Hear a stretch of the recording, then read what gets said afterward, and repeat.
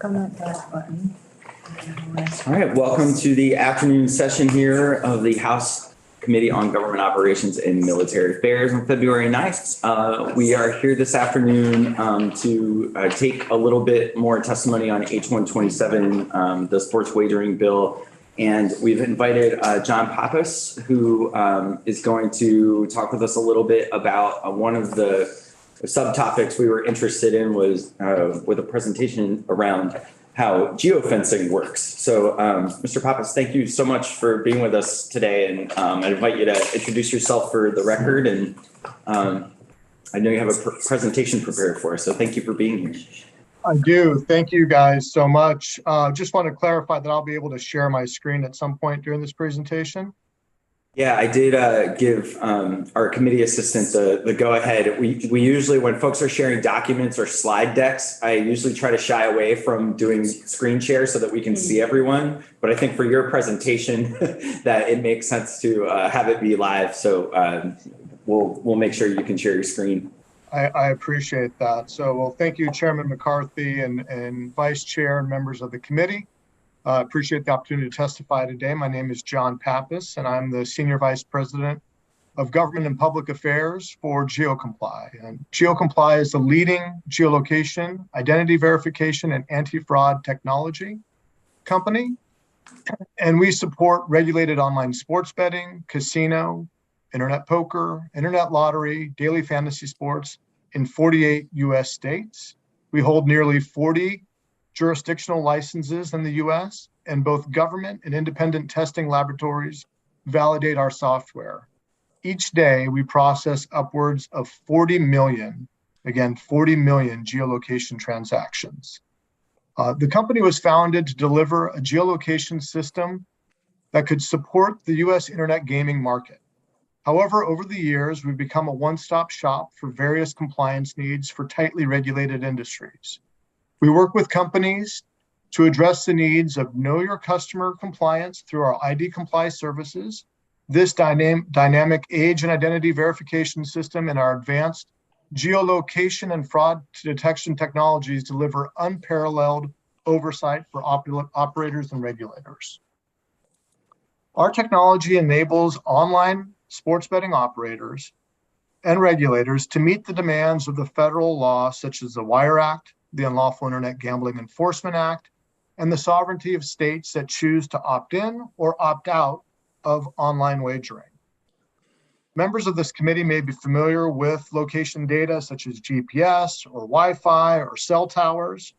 This data is used to power many useful consumer applications like Google Maps or Uber, or if you want to place an order at a Dunkin' Donuts to get a coffee near you.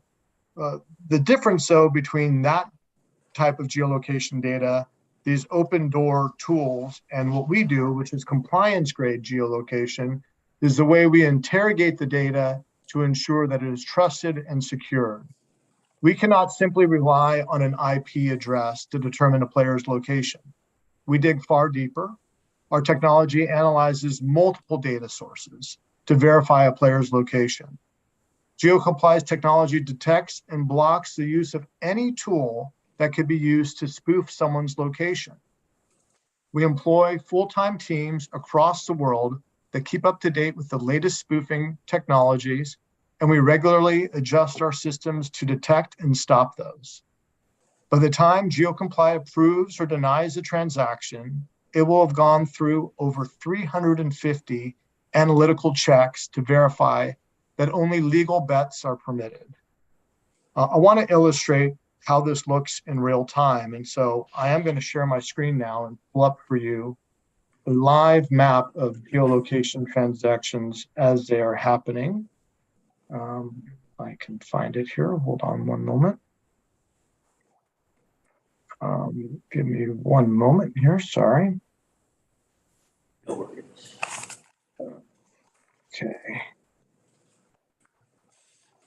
Here we go. Can everybody see my screen right now? Yes. Yes. So what we're seeing here is this is a live map of geolocation transactions happening in the state of New York. As you can see, there are people right up to the border of Vermont who are placing wagers but are clearly identified in New York. The bulk of the traffic, as you can imagine, is happening down in New York City. But throughout the state, we see millions of geolocation transactions on a weekly basis, if not daily basis, depending on what kind of betting activity is going on. With the Super Bowl upcoming, as you can imagine, betting activity is extremely popular right now. So a geolocation check is conducted when someone opens an app or is about to place a wager to verify that they are actually within the legal jurisdiction. The pins that you see dropping here are three different colors, or actually four different colors. The white pins are iOS devices, so an iPhone or an iPad.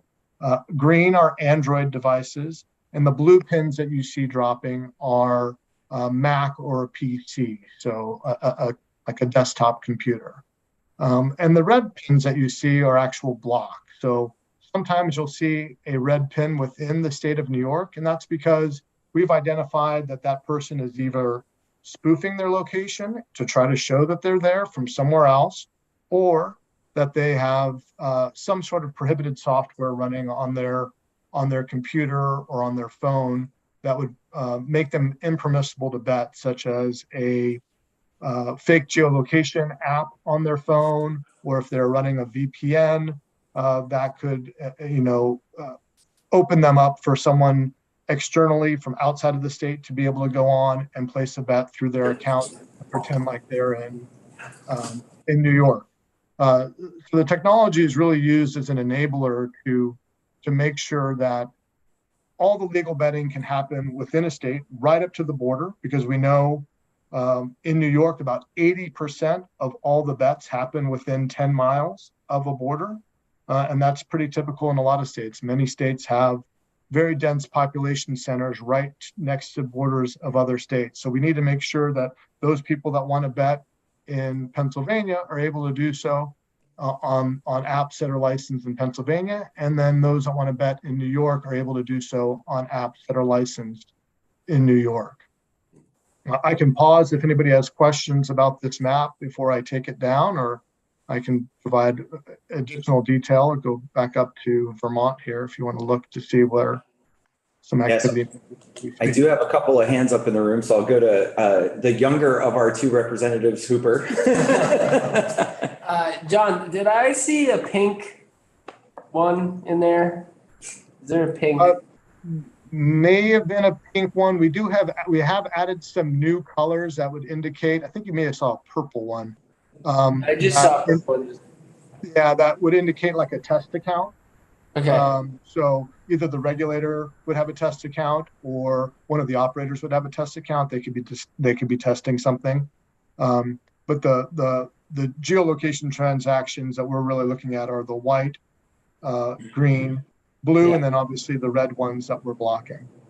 And if we zoom out, we can probably see there's probably going to be some red pins that would show up in other places, as we're, outside of the state of New York as well. Burlington, do you have a question as well? What's a VPN do to your system?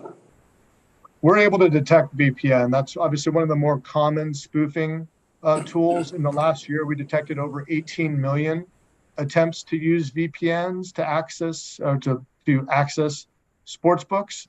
We are able to detect them and block them. Now, obviously, VPNs, people that use VPNs can use them for very legitimate purposes, right? People use them for work all the time. So what would happen in the instance where we detect a VPN is in use while someone is trying to place a bet or log into a sports betting account, they would receive a message from the operator that we work with the operator to craft that instructs them to disable their VPN while they are on the app so that they can actually place a bet. Otherwise, they would be impermitted. It would be impermissible for them to place that wager based on regulations in nearly every state. Do you have the equivalent of New York running now in Vermont? So we are actively blocking people in Vermont right now. Good. Exactly. The next part of my presentation, I'm going to give you some data on what we've seen since the start of the NFL season. So our technology works both ways. It's an enabler for states that want to have legal sports betting, but it's also works for those states that don't have legal sports betting to ensure that the players within those states aren't accessing other legal markets and betting in the state of Vermont. One more question. It identifies where you are. In any way, does it identify who you are? Not at all. So that's a great question. I'm glad you asked it. We collect 0 PII. These are anonymized hashes to us. We don't, and these are really devices associated with accounts. We don't have any information on the individual at all. Now, together with our information, with what the operator has and what the regulator would have, they would be able to draw a picture of who this person is. But GeoComply collects no PII whatsoever. So we have no personal information, account information about any of these individual dots that you see here. Thank you. And all to continue on that, we are a compliance company, right? Our product is used in every instance to maintain regulatory compliance. Any data that we do collect, we would never resell. We would never share with a third party. It is simply used for compliance purposes only.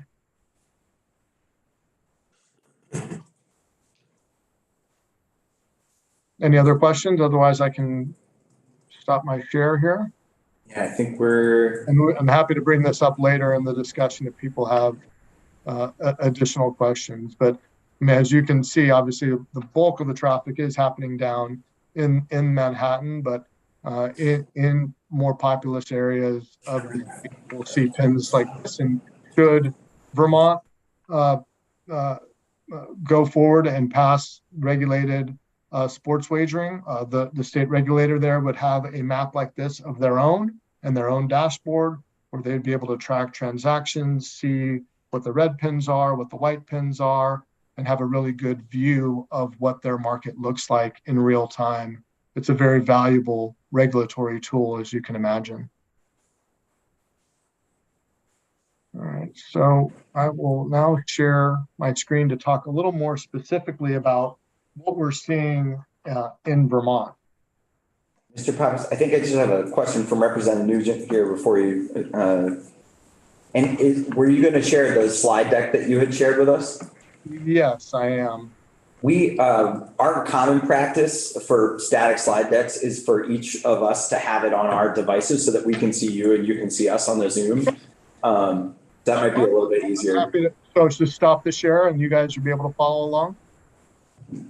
That's great. This deck is up on our committee website. Yep. Okay, so stop. I won't share it and I can just walk through it with you all. Is that okay? Yes, that'd be perfect. Thank you so much. And then Representative Nugent has a question.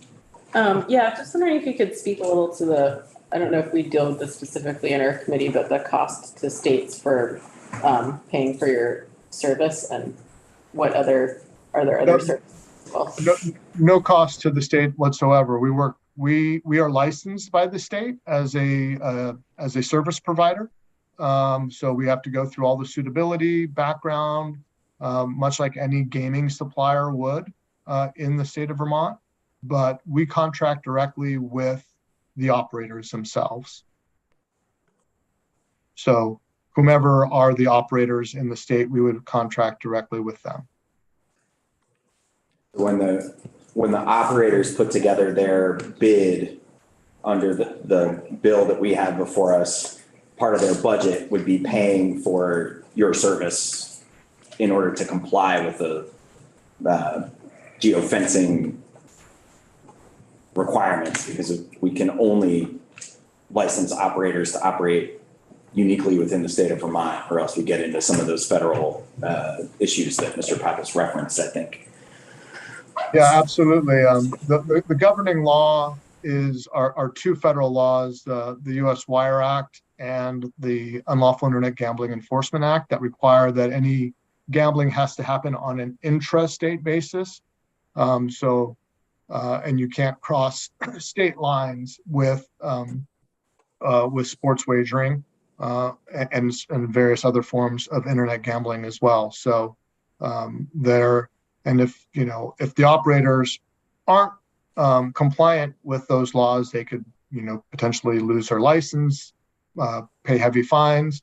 So we have a very close relationship, obviously, with the operators to ensure that our technologies are integrated seamlessly within their apps and their websites. But we also work very closely with the regulator to ensure that our technology is meeting their required standards. And quite frankly, they are some of the highest standards in any industry when it comes to geofencing. The gaming industry goes above and beyond just about any other industry that we work in. If the operators are the ones who are paying you for the service, how do you make sure that there's an incentive there to keep that going? And how do you make sure that the regulation is still paramount in that situation? Certainly. As I mentioned, we are licensed by the state and we are tested by independent testing laboratories, or if the state itself has a testing laboratory, like New Jersey and some other states have their own test labs where they would test our product to ensure that there's no issues, that there aren't, I guess if you would say, cracks in the system. We've been working in this industry since 2013. And when online gaming launched first time in New Jersey, and we've supported the industry with a probably impeccable track record of success since that time. And we are very fortunate to have such a great track record. And I think that has a lot to do with the hard work our team puts into making sure that we're one step ahead of the fraudsters and that our systems just aren't going to fail.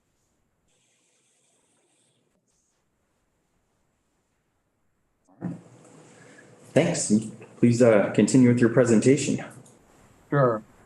So as I mentioned, we are not only facilitating legal transactions in states where sports betting has been licensed and regulated, but we're also working to ensure that in states like Vermont, where it's not yet legal, that players there are not able to bet on other licensed states' websites. So the information you have in front of you, if you go to slide 3, which shows that since the start of the NFL season, which was September 8th of last year, and through February 7th, so just 2 days ago, we identified approximately 139,000 attempts by Vermonters to access legal sports books in other states.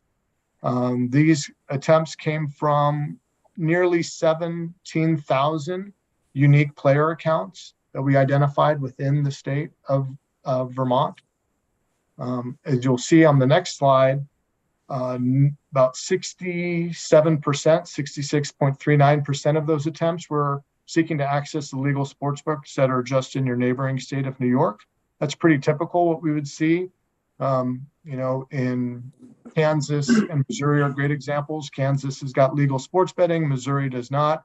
As you can imagine, the two Kansas cities there are often,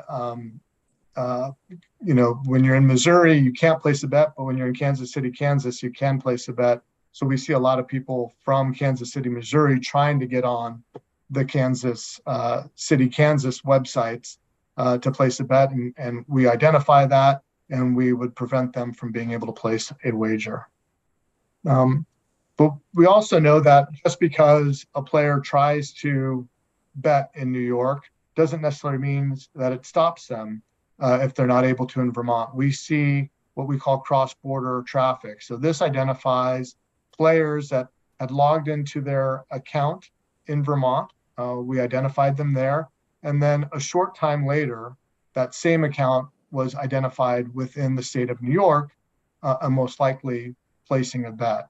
And that since the start of the NFL season, we've seen 305 of these transactions. While that may not seem like a huge number, it is a very, I think, very good snapshot of the demand and that people are leaving the state to place bets to the benefit of New York and probably maybe to the detriment of Vermont.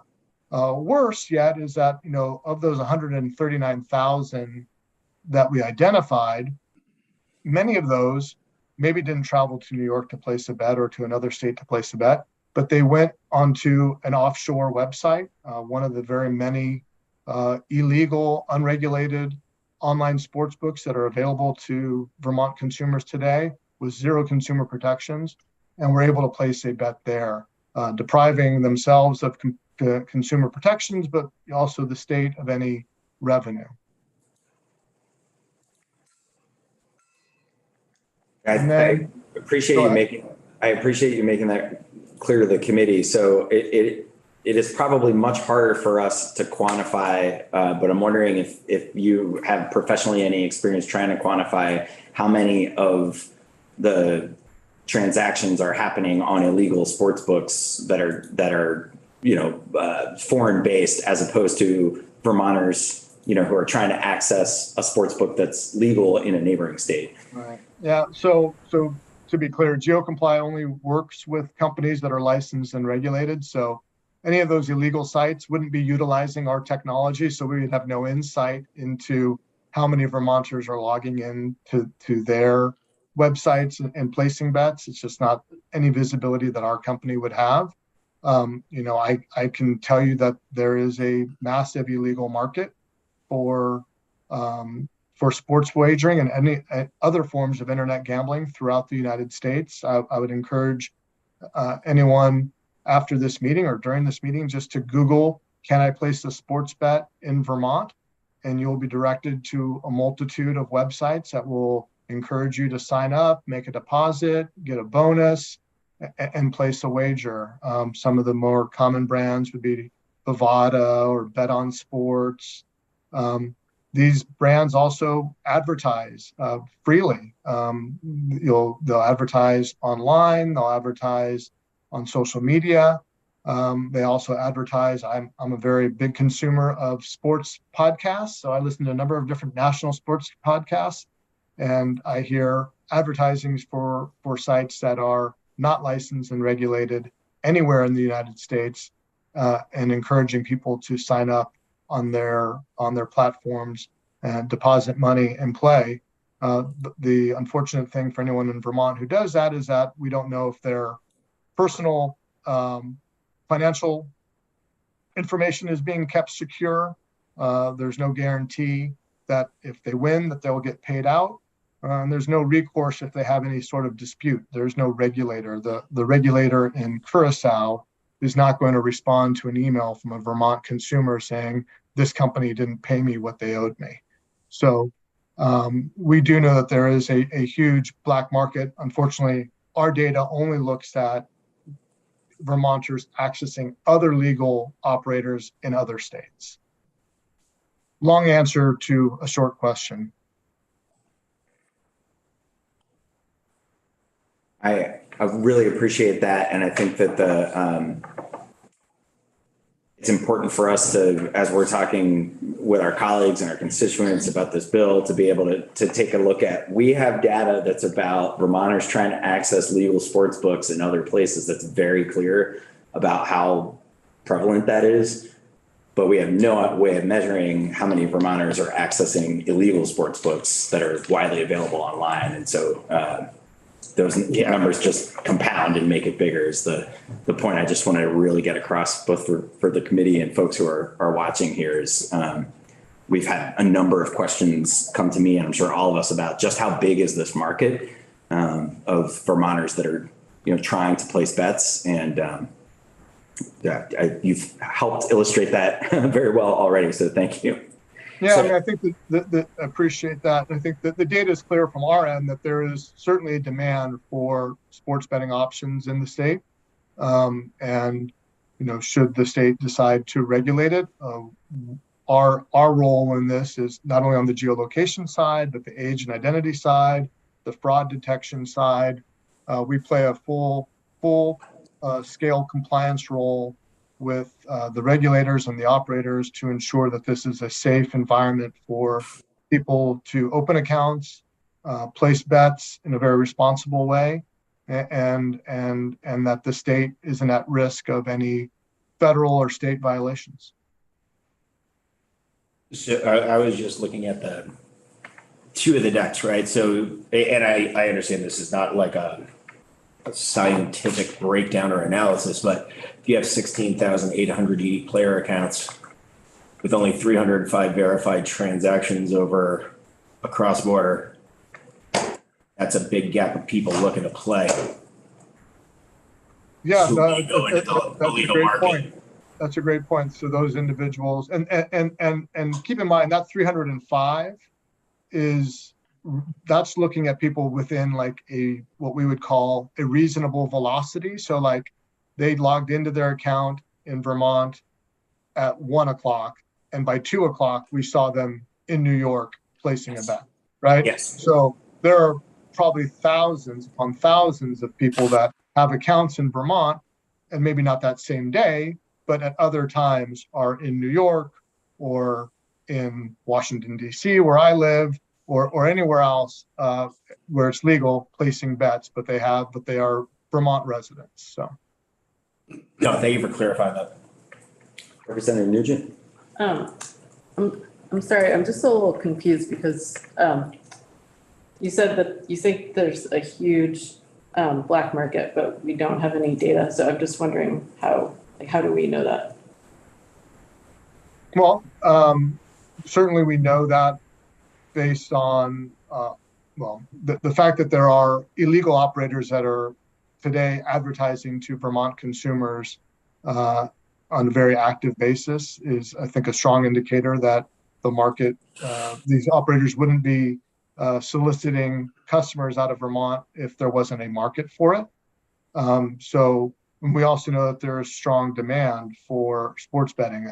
I don't have the data in front of me, but I would encourage you to look at a report from the American Gaming Association that was just released within the last couple months that looks at the size of the illegal market for online sports betting in the U.S. and it's a multi-billion illegal market are the estimates there. So these sites exist. We know they are attracting U.S. customers, not just in Vermont, but throughout the country. And part of the purpose of regulation is to mitigate the impact of the illegal market on attracting consumers and providing no real economic benefit to the state. The other, and we are actually doing some of our own additional research into this. We know that one of the ways that the illegal market kind of skirts around being traceable is by allowing customers to use digital assets or cryptocurrency to deposit. It's not something that's typical in a US regulated market. So we are doing some independent research on that as well to see what kind of dollars or virtual dollars are being spent on these illegal operators. Representative Chase. You mentioned velocity between people voting or trying to bet in Vermont and then in New York. Are we looking at somebody who's going 10 miles across the border or somebody in Burlington showing up an hour later in Buffalo? An hour? That's quick. I'm saying it would indicate a flaw in the system. I think that the meaningful velocity, I think, was a much shorter time frame. Would not include air travel, most likely car travel, or if you're on a bike or something like that, rather than getting on a plane. We see this very commonly in New York, between New York and New Jersey. Before New Jersey was, or before New York legalized sports betting, we saw New Yorkers literally driving across the bridge into New Jersey, placing a bet, turning around and driving across the other side. People on the ferry trying to place bets as soon as they cross over the halfway mark between the Hudson River. We see that. So it's a very common occurrence that people will travel, place bet, have sports betting app, will travel. It's not uncommon. We see it in every single market that there is, where you have a state that's legal and another state that's not, where consumers are crossing over into the legal state just to place a bet and then going home. Right. So that's what I'm asking. The data points of these locations are in close proximity on either side of a border, right? They're not like middle of one state to middle of another. Correct. Now, those numbers would be much higher if we looked at that. We looked specifically at a meaningful interval. So like a realistic interval, so that someone was in one place and then realistically they could be in the other state traveling 65 miles per hour. Okay. Dunkin' Donuts on Route 9. We do see that a lot in states where major arteries, interstates and whatnot, we'll see a lot of traffic on those interstates of people being blocked, and then they're in the state, and then you'll see their wagers going through.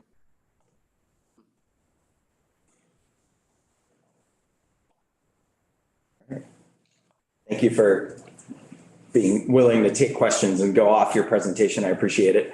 No, that's fine. I think I've covered the slides. The last couple of slides that are included in the deck are just a little more information about GeoComply, which I think I've shared with you already. We're excited about the potential to expand our work into Vermont. We believe our solutions will be a valuable compliance tool for the state. Like I said, I'm happy to answer questions that this committee has, any of your colleagues have. If it's helpful for us to come to Vermont and provide additional information, presentations, we're happy to do that as well, particularly in the summer. All right. Any other questions about geofencing? The one question I had was just in terms of the getting under the hood a little bit to how the technology works. So are you able, when we're seeing the pins drop, for instance, in New York, are each of those individual attempts and sort of compliance checks, can they happen from any device that has the app? So they're cell phones that are over a cellular network versus a Wi-Fi network versus, a laptop that's being used. Is that all kind of the same? Correct. And so some of those different colors that you saw, I can pull it back up if you want to see it while we're talking. Sure. As I indicated, the different colors are indicators of the different kinds of devices.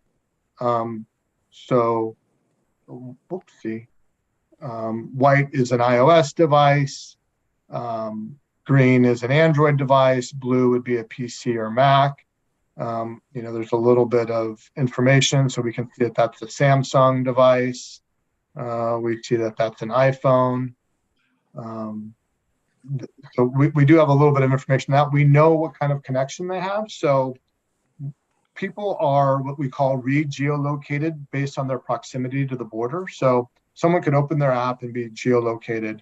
But we want to make sure, we assume that person is traveling at a rate of 65 miles per hour towards the nearest border.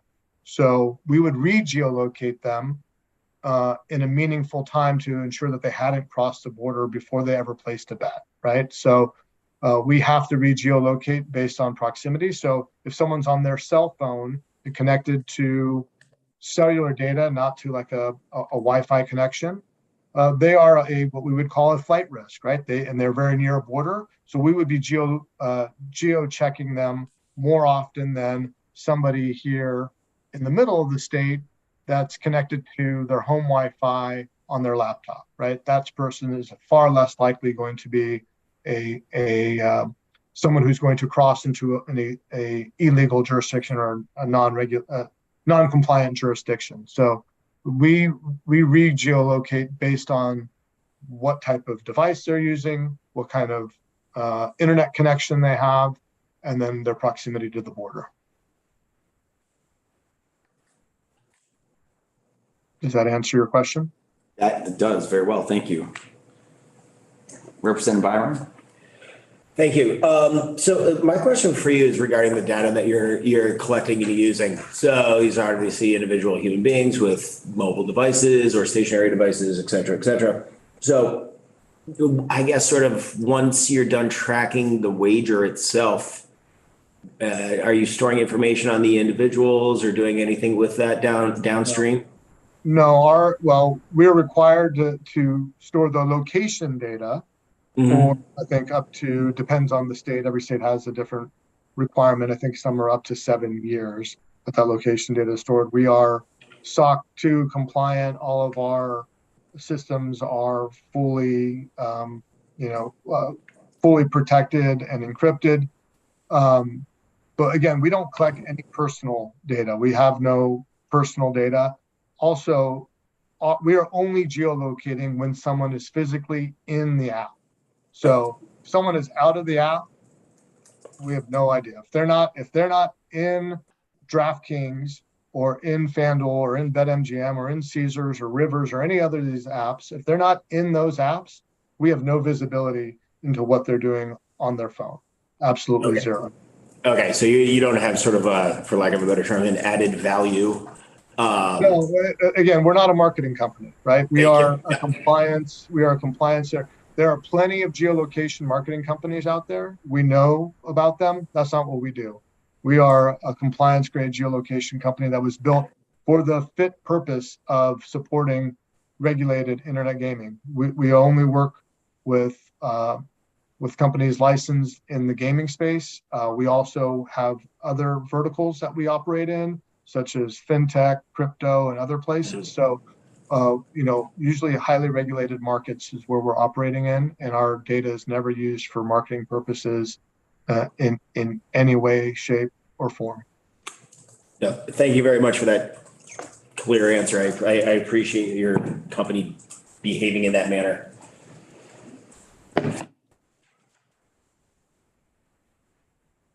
Other questions? This has been incredibly informative. Is there anything else you'd like to leave us with, Mr. Pappas? No, I think we've covered at least everything on my end. Certainly, obviously, like I said, happy to be a resource to you guys as you explore mobile sports wagering. Ultimately, a lot of the policy decisions are going to be left in your hands and the regulators' hands. We just want to make sure that you're aware that the compliance tools are out there to ensure a safe and secure marketplace. All right. Well, that I think is going to wrap it up for this piece. We are going to be switching gears in just a little bit, and I don't know if Representative Hogue maybe could be available a little bit early, but we'll see if maybe she can come down closer to 2 than 2:15. But Mr. Pappas, we'll let you go for the day. Thank you so much for being with us virtually here and sharing all this information with us. Thank you all. Really appreciate your time and best of luck to your work on this issue. Thank you. Take care. Okay, so why don't I open it up for just a few minutes for a little committee discussion on this part of our sports wagering bill. I think there's been I've gotten a lot of questions, including just now in the cafeteria from other members about the sort of framing of the work that we're doing here on this bill. And I think for some folks, it's about, are we going to create this new thing in Vermont? And all of a sudden folks will have access to sports wagering in Vermont. And my plea to them would be to reframe their thinking a little bit into saying there's this a legal opportunity and also a cross-border opportunity that people are availing themselves of already. And when we're trying to think about how can we sort of bring that into the light, offer consumer protection and harm reduction. But I think that the data here is pretty, is only a piece. Obviously, we're just seeing the move from folks in Vermont to legal sports books in neighboring states with this data. But do folks have questions, like more questions about that particular part of the work that we're doing on each 127? Because this brought it in, this confirmed a lot of what I already thought I would know, but I'm wondering if other folks have a different reaction to it, or if there's other things we should get on the table in regard to just what the market is right now.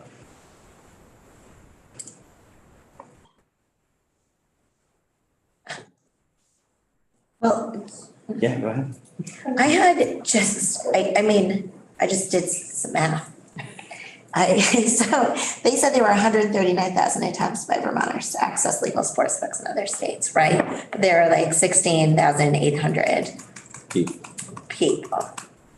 So why is someone trying 8.27380,952 times 2 log in and illegal, like, are these people at the border just like waiting until they get over to New York? Or is this somebody who's like, if I don't get my illegal bet on the bills right now, everything's gonna be terrible? Like, I don't know how we know the answer to that question, but it's something that I'm wondering, that like, seems like a lot of times for like, Well, I think a lot of, so. you know what I mean? Yeah, no, it seems like a lot, but I also think a lot of people don't, they hear about other states going online, blah, blah, blah, like, they don't realize that perhaps, like, we don't actually allow it, right? People, not a lot of people are overly informed on where we're at with this stuff, so they'll download the app, they'll give it a shot, it'll bounce. Like keep trying, just, okay. Yeah, they might just keep trying, go into, because these folks work for like all the operators, right? So they might be like, all right, I'm gonna try FanDuel. All right, I'm gonna try DraftKings. All right, I'm gonna try Caesars. They might just be like, they might be just like vendor shopping, there's like a series of variables that could play into that number. And Or they're trying to see what they can do on the app. Different things might trigger a pain. So can I do this? No, all right, can I do that? Maybe. interesting. I think about my own behavior. If I if a website won't do something I want it to do or an app won't do, you'll. It's harder, it'll work. Yeah. Okay. Representative, of course. Well, along the same line, established there only, that was a 5-month period, right? September 8th to February 7th. And there are only 600,000 of us. So almost 200,000, 7,000 short are accountable for all those. That's a lot of stupid people that keep trying the same thing over and over. I think you're painting with a pretty broad brush there. I don't have a 4-inch stock. Well, and do we have, I know he gave us this map in the presentation, but do we have like do we have more specific information about where people were trying to, like, can we really get down to it? I guess my wonder is it UVM students? Because you know what I mean? Like, it makes sense that in Burlington, there are more people who are trying to do that because there are more people in Burlington than there are in like other areas of the state. But like, can we get that data from them, or is there? I think that would actually be like less them and more operator data. So we have some of the operators coming in next week. Oh, okay. Yeah, I say the operators would actually probably be able to answer that more clearly, and I'm looking to a rep from the operator. Yes. Yep. Yeah, he's trying to figure that out. Okay. Yeah, because they said they didn't have personal identifying Correct. information, PII, They don't do on demos. the individuals. Right. But they could tell if I was here in the State House trying to They could, no, absolutely, but you were asking about like college age and things of that nature. No, I was saying like can we get close enough geographically to say, okay, this is like, a lot of these attempts are on the UVM campus or Champlain College campus? I mean, that screen that he had where it was showing all the different, Yeah. like, it's dropping, you can zoom on those and it's very, very accurate to the position of the. But can we look at the attempts in Vermont? Like out of these Poppers back? 130,000. What's that? I mean, I think what he was trying to illustrate with us, so if you look at the slides that he gave us on the Yeah. third slide, I mean, There's your heat map. there's your heat map, and it's, Yes.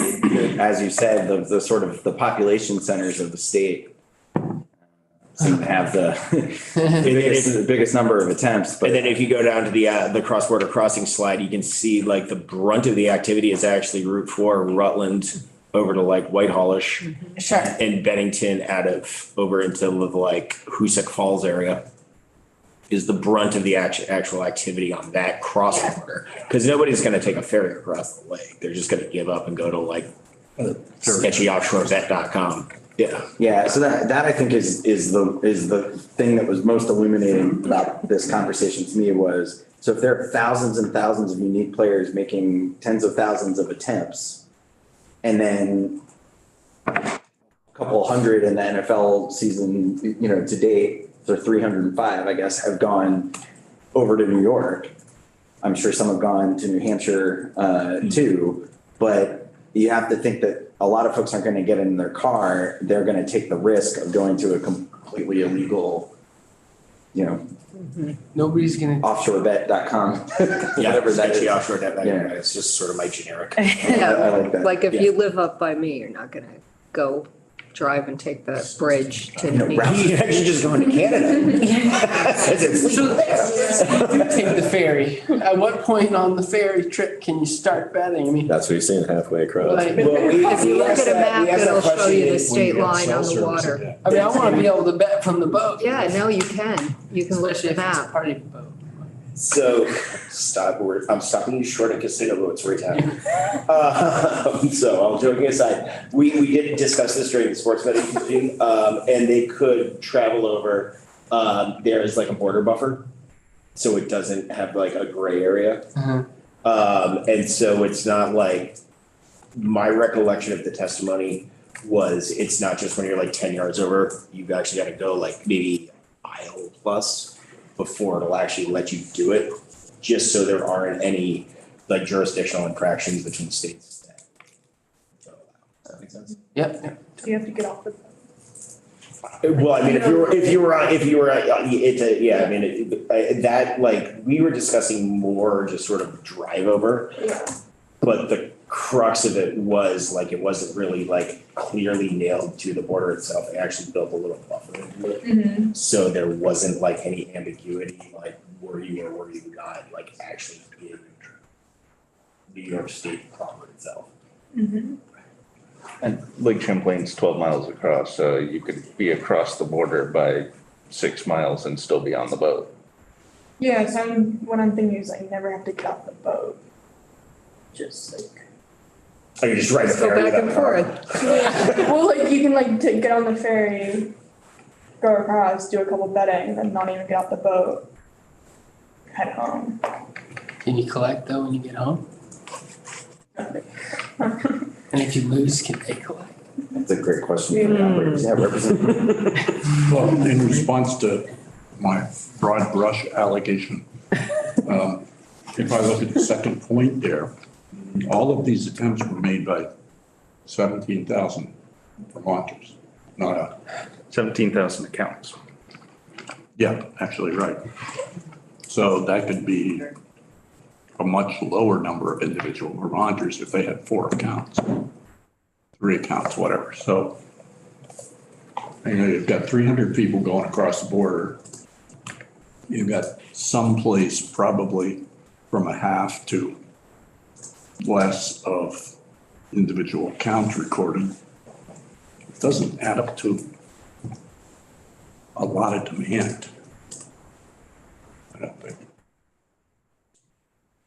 So these are thousands of of people. I think even if they do have multiple accounts, I think we're still talking about thousands of people that are just in this time frame of September to today, 2 days ago.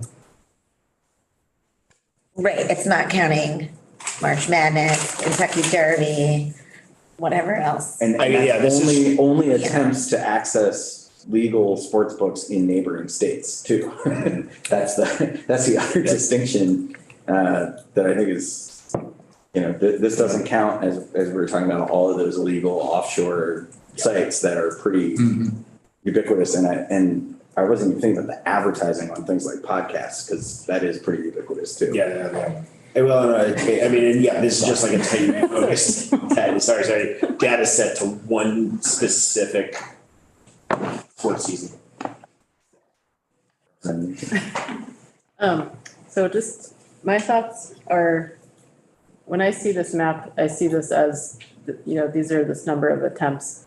Are you on the heat map, not the Yeah. cross-border? Okay. Sorry, or kind of both, actually. Okay. But those are times that we prevented people from engaging in this activity, which is in a way, if you think of that as harm reduction or any, addictive thing, even, or COVID, if you think of it as a disease, you've lowered the risk of that person getting more in debt or doing this more often.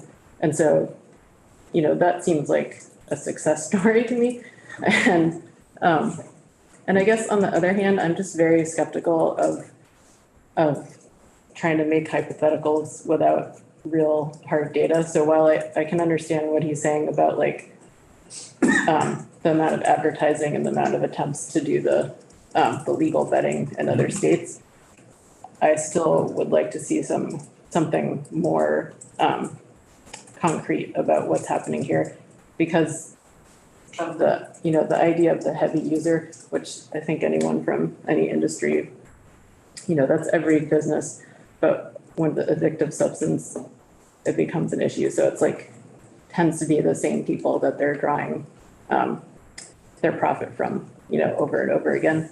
And so, if it's easier to access, in theory, you're going to just have more people who become heavy users, especially if they start when they're young. Well, and I think some of that demographic curiosity that also was cited before are great questions for when the operators feel like next week. And did the committee, how many of these legitimate sports books are operating? Nationally? Well, I mean, we're talking only licensing up to 6 operators within this current language. Yes, but if Kate's question is extrapolated to some degree, how do you get to the point where somebody says to provider X, how many Vermonters do you have? And that, the thing that bothers me is we're assuming, I guess, a lot market-wise. I'll have a reason. Well, I would say to the market demand, there wouldn't be interest into coming into this state if there were not market demand by the operators. They're not going to be chasing operating losses. Yeah, I want to say we are probably going to hear more data from operators. So we've started that journey with thinking about the geofencing with the geocomply presentation. So we'll hear more on that when we have some operators in. I would have thought this guy would have been able to tell us if they block for 15 people, 15 organizations, how many of those blocks are related to geofencing here. But that's essentially what he is telling us with the heat map. That's exactly what that data is. Are you looking for it under a different time period or? I don't necessarily think, statistically speaking, that we can extrapolate from this what it actually is, because there are too many variables. He may be able to break down the data a little further. I just don't know when I put together what is in the report from the study committee with this kind of testimony, the story is clear. In terms of like an order of magnitude, we could probably dig down a little bit deeper to start to understand some of the nuances that like Representative Nugent was talking about, but. I'm looking at like risk return. Yeah, well, I think the point that Representative Nugent's bringing up around what's the consequence of having a regulated market on either reducing harm or increasing the harm when in relation to heavy users. I think that's an important question for us to delve into with the department and operators and the other folks we're going to hear from next week. Are we hearing from people who have experience with addiction relating specifically to gambling? And I would love to hear from somebody if they want to share their story with us. That's a difficult thing for us. Or even like mental health professionals or somebody, because in my mind, there's like the emotional side of it, which is true. And we all know that this can be devastating, but also I don't know if it's available or how we would get it. Maybe I can look it up. Yeah, well, we could ask Dr. Klein. Yeah, just finding like some actual data, because I feel like the numbers are going to tell a story, right? Which is, let's look at another state where it was legalized and let's see, what the increase was, taking in, in problem gambling, taking into account the fact that maybe once you legalize it, there's less of a stigma, so people are maybe more likely to get help. You know what I mean? There are a lot of different factors to consider. And I think whatever numbers we have are figures to support or not support this as an industry would be a good idea. Yeah, I think we touched on some of those things with the council and with Dr. Klein last week, but I think if Dr. Klein could provide us with like a practitioner who actually, does some of those services, if they were up for testifying, that might be helpful. And I think there is some of the data you're looking for in some of the materials that the National Council on Problem Gambling brought to us.